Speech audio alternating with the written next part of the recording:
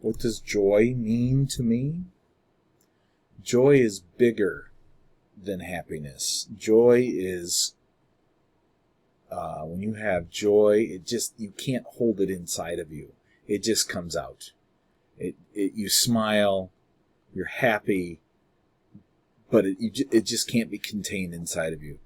It's that player in a sports that scores a goal or makes a basket or does something that the crowd cheers for, and they're just so happy that a smile appears on their face, and they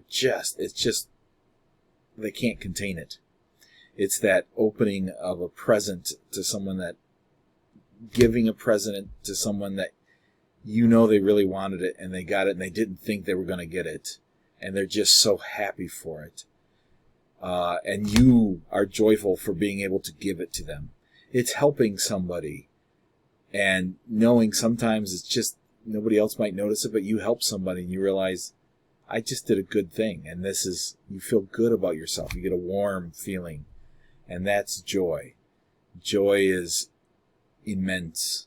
It is hard to contain and hard to define, because it's more than just happiness.